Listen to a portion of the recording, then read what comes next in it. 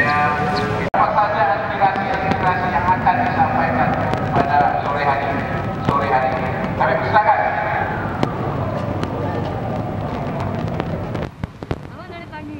Bapak Ibu hadirin yang saya muliakan, perlu kami sampaikan. Alhamdulillah hari ini hadir.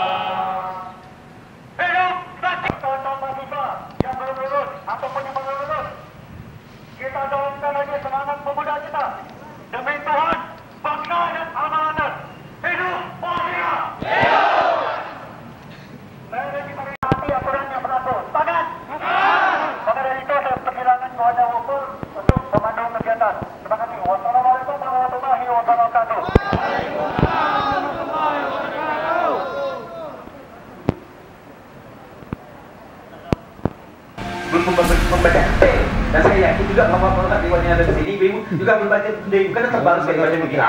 Ini tinggi sekali kan, terjadi lama terbacanya kan begitu. Nah, tapi kami mengacu kepada para pakar, para pengamat, para akademisi yang telah membedah benda ini, dan beberapa pasal yang juga kami lihat, kami nonton juga sama bendanya, dan itu memang sangat tidak adil, dan orang-orang menyimpulkan, masyarakat menyimpulkan bahwa ini jelas sangat menguntungkan para kapitalis, pemilik modal. Siapa? Asing dan asing. Rakyat lagi susah, corona tak selesai-selesai, pekerjaan susah didapat, orang lapar, tapi tingkat terus saja masuk ke Indonesia dan juga di Kalimantan Barat pada hari ini. Ini sangat tidak adil. Wajar kalau rakyat marah, kan begitu.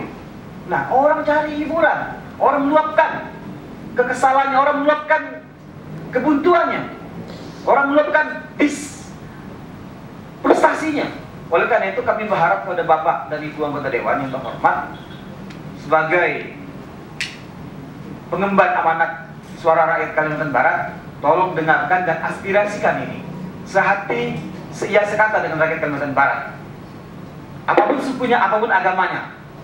Oleh karena itu saya tahu dan saya juga melihat ada banyak edaran yang beredar dari berbagai macam partai, harus dukung undang-undang Omnibus Law ini, edaran dari DPP. Saya yakin Bapak Ibu juga tahu itu. Kami dapat itu kan, kami tengok beberapa partai ini kan.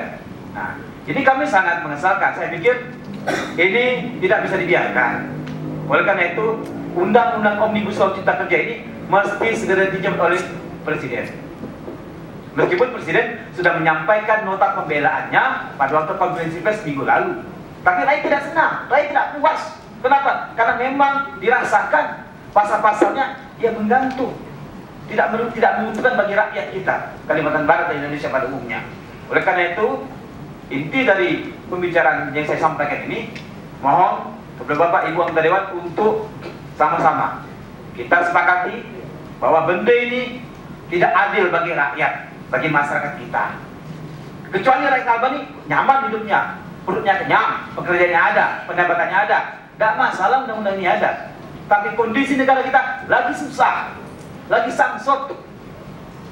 Nah, untung kita ini banyak berdoa, banyak beribadah, jadi banyak sabarnya. Bayangkan Bapak Ibu sekalian, kondisi negara kita dan Kalimantan Barat ini sangat rawan. Yang rawan di luar Jakarta, saya pikir cuma Kalimantan Barat saja yang mudah meletup. Tapi untung kami sabar, kami menahan garis bawah ini. Pecahkan, tak ada kecil, pecahkan boleh. Kami tahan, kenapa? Karena kalau pecah kita juga rugi, kan begitu. Berbesar hati, meskipun undang-undang ini memang usulan dari pemerintahnya mengganti dengan peraturan pengganti undang-undang pemerintah. Nah, barangkali tips yang saya sampaikan, aksi ini cepat selesai. Kita pun tidak lama bertengkar di sini, kan begitu. Nah, tercukup sini, gitu. Karena kita lapar nih, buat lapar susah nih. Nah, mungkin ini. Sahbihi ajma'in. Allahumma sholli ala Muhammad, Allahumma sholli ala Muhammad. Terima kasih kesempatan yang telah diberikan kepada kami. Jadi kami perkenalkan dulu bahwa kami dari keluarga besar pelajar Islam Indonesia Kalimantan Barat. Kemudian pertama-tama ucapkan terima kasih atas kesempatan dan hadir bersama rekan-rekan saudara seideologis dalam memperjuangkan hak-hak kemerdekaan bangsa Indonesia. Yang ingin kami sampaikan yang pertama adalah kita tidak konsisten dalam bernegara, tidak berdemokrasi. Namanya? Nah, nama saya Muhammad Zainur Sabah. Ya, jadi bahwa apa yang terjadi ini adalah sebuah proses inkonsistensi terhadap kemerdekaan bangsa Indonesia. Kita mau berdemokrasi, mari kita berdemokrasi dengan baik, saling jujur, tidak saling menipu, tidak saling menikam, meneliku, apalagi menindas rakyat. Kalau kita anggap demokrasi tidak bisa untuk mensejahterakan kita, ya sudah, kita ganti saja. Kok begini caranya mengurus negara? Kok begini caranya memperlakukan rakyat?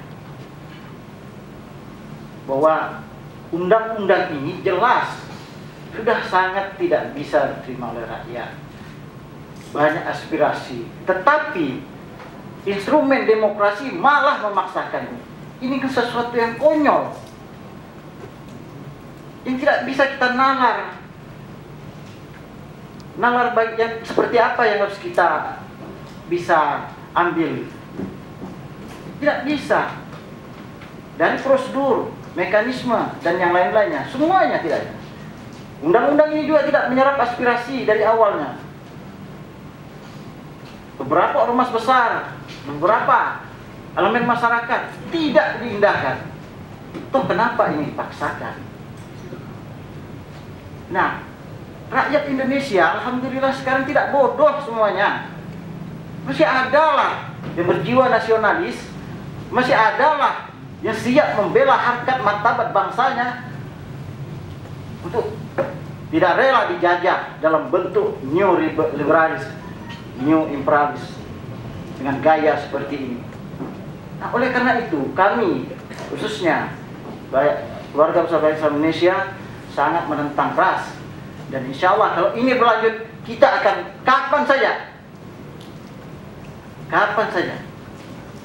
Jadi bapak-bapak ibu-ibu, ya beginilah Dewan, resiko mendengar aspirasi rakyat, karena bapak-bapak ibu-ibu adalah wakil kami. Itulah mekanisme demokrasi. Kalau tidak, ya udah kita ganti saja. Nah, artinya bahwa undang-undang yang disampaikan oleh rekan-rekan tadi mengenai buruh, kemudian yang lainnya juga lingkungan hidup, menyatukan beberapa pasal, menabrak, menghilangkan beberapa pasal kehalalan dan segala macam, udahlah, oke. Itu semua termasuk dalam kesimpulan, ya, kita tidak perlu debatable di sini, tetapi yang kita harapkan bahwa tolong pemerintah, kalau Anda adalah wujud dari pemerintahan bangsa Indonesia yang mewakili bangsa Indonesia, tolong ini jangan dilaksanakan. Ini adalah bentuk penjajahan terhadap bangsa Indonesia, terhadap rakyat. Rakyat yang dijajah, bukan pengusaha, bukan mereka oligarki yang jahat.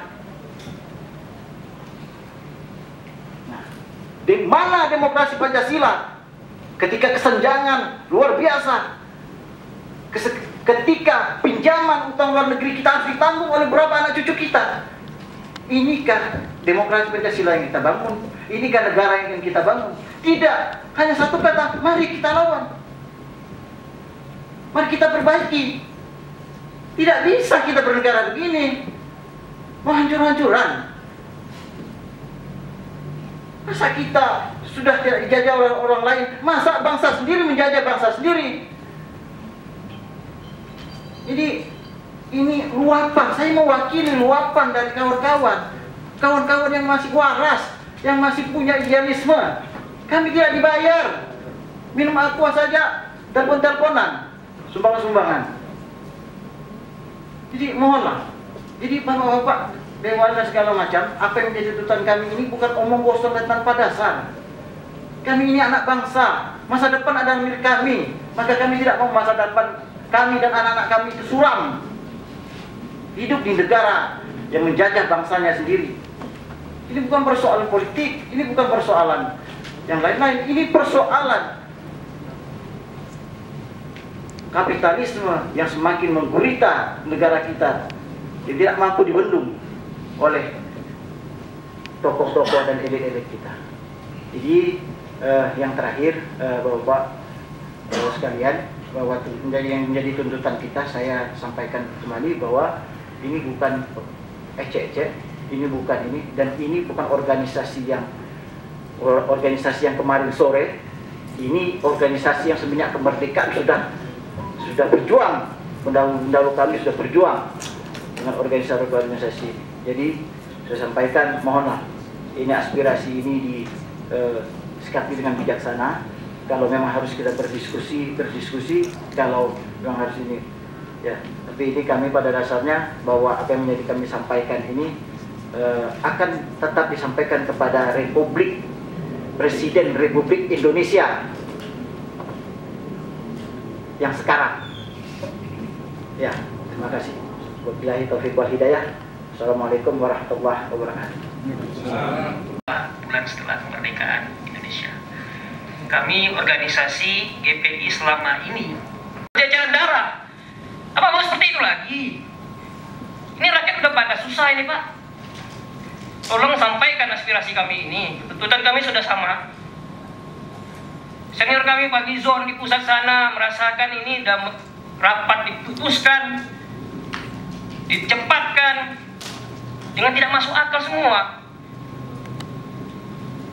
Gitu, Pak. Ada 800 lebih halaman, 1000 lebih, yang mana yang menetap, tapi udah disahkan duluan. Seharusnya yang baca sah udah dipersiapkan luar biasa, ini sampai sekarang mana belum ada. Jadi tolong bapak-bapak, aspirasi rakyat didengarkan.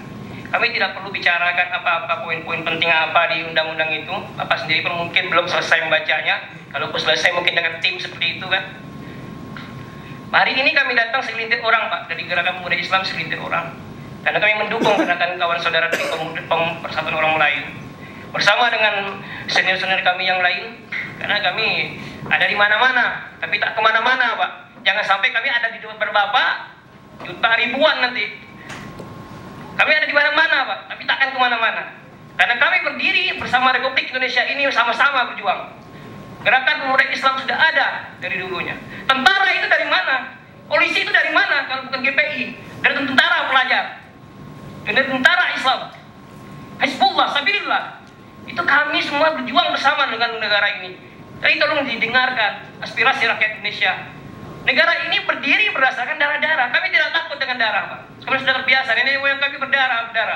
Saya punya orang tua. Saya punya datuk saya veteran 45. mengawal Ahmad Yani di saat satu hari sebelum dia dibantai PKI di sana. Di Kalimantan Barat ini, Daeng Halim Risa. Saya orang Bugis, Pak. Nama saya Andi Panulaga. Jadi kalau jangan bicara tentang semangat, perjuangan kalau dengan orang Bugis ini. Jadi tolong Bapak, Ibu-ibu yang terhormat, yang kami hormati saat ini, aspirasi kami saat ini, tolong didengarkan. Ini aspirasi, maka saya dari KBPI hadir, keluarga besar pelajar Islam Indonesia yang notabene. Terus saya tanya Pak ya, siapa tokoh-tokoh pelajar Islam Indonesia? Dari GPI, Gerakan Pemuda Islam, jangan ditanya dari mana siapa tokoh-tokoh GPI, karena Bapak sendiri saya rasa sudah tahu siapa. Apa perlu kami bangkit kembali, bericuh lagi kayak dulu? Nggak perlu Pak, biarkanlah organisasi pemuda-pemuda sekarang dengan semangatnya, loyalitasnya, idealisnya. Jadi tolong didengarkan Pak aspirasi kawan-kawan. Saya tidak perlu bicara apa yang mau dibicarakan, kan sudah terlalu banyak senior-senior saya bicara. Mungkin hanya itu yang ingin saya sampaikan. Assalamualaikum warahmatullahi wabarakatuh. Dari direkam, bahwasanya apa yang telah disampaikan tadi, ya rata-rata ini kan kalau ditanya saya sama dengan Pak Agus tadi menyampaikan kepada saya, apakah kita sudah membaca secara utuh? Saya terus terang dijawab, teman-teman belum sampai terutuh baca sama. Tapi saya yakin ya dengan semangat kita pada sore hari ini, tentu aspirasi ini sesuai dengan kewenangan kami selaku anggota DPR di Provinsi Kalimantan Barat ini ada batasnya juga nih, hak dan tanggung jawab kami. Jadi sekali lagi ya kita sama ya, pemikiran, tapi ini tentu saya tidak bisa seperti Pak Gubernur. Kami ada 8 fraksi, yang hadir 6 fraksi, tapi kita mintalah kepada teman-teman ya, minimal teman-teman yang hadir di sini mendengar bagaimana sikap itu fraksi masing-masing, karena kami tidak bisa memutuskan. Tapi sebelum ini kami rapat sama, kita dengar dan apa tuntutan yang dari bapak-bapak ini akan kami teruskan kepada Bapak Presiden dan Ketua ataupun DPR RI. Tapi itu saya mau dengar dulu dari fraksi Golkar, PDIP tadi mohon izin ya, tidak bisa hadir karena tadi sampai mau Gerindra, kemudian dari Demokrat, kemudian dari Padat PKB. Cukup ya. Baik, kemudian kita kesimpulan. Ya, silakan Pak Edi, singkat saja. Ya Pak Edi. Wartawan dan sebagainya. Kami dalam beberapa hari terus mencermati perkembangan situasi, baik secara nasional ataupun yang berkembang di daerah ini. Jadi bagi kami anggota Dewan Provinsi Kalimantan Barat tentu mempunyai sikap yang sama memaknai atau menyikapi terhadap aspirasi yang berkembang. Kepada Pak Haryadi Hartono, kemudian Agus Setiadi SE, kemudian kawan kita dari PDI ataupun dari DPI, kami sudah mencermati apa yang disampaikan dan kami pun sudah punya sikap. Fraksi Partai Golkar memahami bahwa dalam suatu proses pembentukan undang-undang itu mesti melalui kajian akademik yang dilakukan oleh para cendekiawan. Kemudian yang kedua, prosesnya ada review terhadap apa yang sudah dicetuskan. Kemudian langkah kita terakhir dengan adanya aspirasi masyarakat, tentu nanti berujung pada Mahkamah Konstitusi. Tetapi menyangkut hal-hal itu kami paham, karena DPR itu memang fungsinya pertama itu adalah mengesahkan APBD, kemudian menyangkut juga masalah peraturan daerah, yang terakhir adalah evaluasi pengawasan. Kami turun ke daerah hari ini sampai besok, sampai seminggu, itu adalah dalam rangka penyikapan, dalam rangka menyerap aspirasi masyarakat. Aspirasi yang kami dapat dari reses itu adalah setelah pulang nanti kami simpulkan dan kami bicarakan di lembaga ini. Jadi artinya tidak pernah kami membiarkan hal-hal yang menjadi persoalan, hal-hal yang menjadi keluhan masyarakat. Oleh karena itu sikap Partai Golkar akan meneruskan aspirasi seluruh komponen masyarakat yang hadir di gedung ini, termasuk sore ini. Kami akan realisasikan, kemudian mendesak pimpinan Dewan untuk menyikapi ini secara positif dan dalam waktu yang sesingkat-singkatnya. Jadi demikian saya kira sikap Partai Golkar. Terima kasih. Wassalamualaikum warahmatullahi wabarakatuh. Dari POM beserta yang lainnya, saya hargai dan hormati pada hari ini demo berjalan tertib, dan saya bangga dengan kawan-kawan dari pergerakan orang Melayu, Persatuan Orang Melayu. Ini pada kita semuanya, dan kami sebagai anggota DPD Provinsi Kalimantan Barat tentunya akan meneruskan segala aspirasi yang berkaitan Kalimantan Barat. Dan perlu diketahui juga, ini adalah undang-undang. Undang-undang adalah ranahnya DPR RI. Kami hanya punya kewajiban dan harus meneruskan. Dan nantinya kami akan membuktikan surat dari kawan-kawan POM ini bersama yang lain tadi pagi juga. Kami akan fotokopikan, akan disiapkan bahwa aspirasi Bapak Abbas ini sudah kami teruskan ke pusat. Itu menjadi kewajiban kami. Dan juga kita sebagai anggota dewan yang dipilih oleh rakyat tentu harus menyuarakan, meneruskan dan segala hal dari pusat ini untuk ke pusat. Mungkin Bu APBD dan Perda itu karena kami bertanggung jawab. Contohnya masa pertahanan, saya salah satu orang yang berbicara dengan almarhum Habib Hamid, kawan POM juga dulu pernah saya komunikasikan. Itu ranah kami. Kami bisa meneruskan atau membantahkan undang-undang atau perda yang ada di Kalimantan Barat. Tapi kalau undang-undang itu ranahnya pusat. Kita akan meneruskan, dan begini kami akan siapkan nanti untuk dipastikan oleh kawan-kawan dari POM bahwa aspirasi Bapak sekarang sudah teruskan ke pusat. Mungkin sekian dari saya. Terima kasih. Wassalamualaikum warahmatullahi wabarakatuh. Waalaikumsalam. Ormas yang telah hadir di ruangan ini tidak bisa disebutkan satu persatu. Sikap kami dari fraksi Gerindra hampir sama dengan seluruh fraksi yang lain, yang mana kami harus melakukan wewenang yang kami bisa, karena kami di daerah ini hanyalah bisa mengubah perda, bukanlah undang-undang. Jadi kami dari fraksi Gerindra ini hanya bisa bersama pimpinan yang lain juga dan anggota fraksi yang lain untuk membuat ataupun menyatakan sikap untuk meneruskan kepada Presiden dan juga DPR RI langkah-langkah selanjutnya, karena ini memang sudah mendesak di seluruh Indonesia, bukan hanya di Kalimantan Barat. Yang itulah kami berharap dari fraksi kami juga ini bisa menyatakan sikap, bisa meneruskan itu, karena memang ini adalah demi masyarakat kita di Kalimantan Barat. Terima kasih. Dan siang yang sore hari ini di gedung DPRD Provinsi Kalimantan Barat, ini rumah rakyat. Kami dari fraksi Partai Demokrat, sikap kami sama dengan kawan-kawan fraksi yang lain, bahwa semua usulan aspirasi perjuangan dari kawan-kawan dari beberapa hari yang lalu sampai dengan hari ini akan kita tampung dan akan kita kawal untuk kita sampaikan kepada Bapak Presiden dan DPR RI di pusat. Perlu juga diketahui bahwa kami dari fraksi Partai Demokrat tegas menolak dari undang-undang Omnibus Law ini.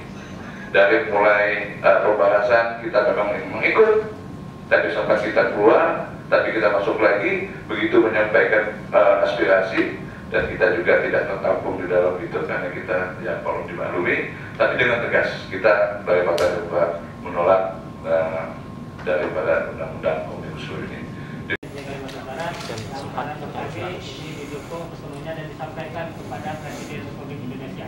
Terkait usulan aspirasi ini, sampaikan kepada Alhamdulillah hari ini kita dapat kedatangan teman-teman ya, menyampaikan aspirasi organisasi ya, dari pagi kita ditemani sama aparat ini berjalan lancar, aman, dan aspirasi teman-teman sama ya dengan teman-teman sebelum-sebelumnya. Mudah-mudahan ini akan segera kita sampaikan paling lambat besok lah ya, paling lambat mudah-mudahan sebab kalau malam ini kita akan antarkan dan kalau paling lambat besok.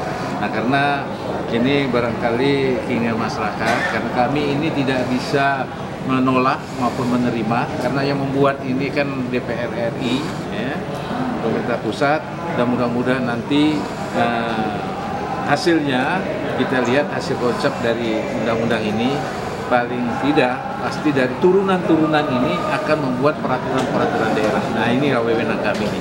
Akan kami adakan ke peraturan daerah ini kan pasti ada perda atau ini. Nah kita ajak teman-teman buruh untuk menyiapkan yang paling baik untuk masyarakat Kalimantan Barat. Saya rasa demikian cukup. Ada fraksi berapa aja Pak yang tadi hadir? Tadi saya sampaikan dari 8 fraksi yang ada di DPR di Provinsi Kalimantan Barat, yang hadir tadi hanya 6 fraksi, tapi kalau tadi pagi 7 fraksi. Tapi kalau fraksi PAN memang dari penerimaan aspirasi ya memang ini ya tidak bisa hadir ya. Kali ini mereka sudah di reses atau gimana, saya kurang tahu, belum ada informasi. Hari ini ada berapa kali aksi yang sama? Dua, ya. Ada 2 ya? Sama sama semua tuntutannya nih. Iya. Mudah-mudahan secepatnya lah kita akan keputusan. Oke. Ya, oke Bapak. Terima kasih, sehat selalu Bapak. Dari anak katanya.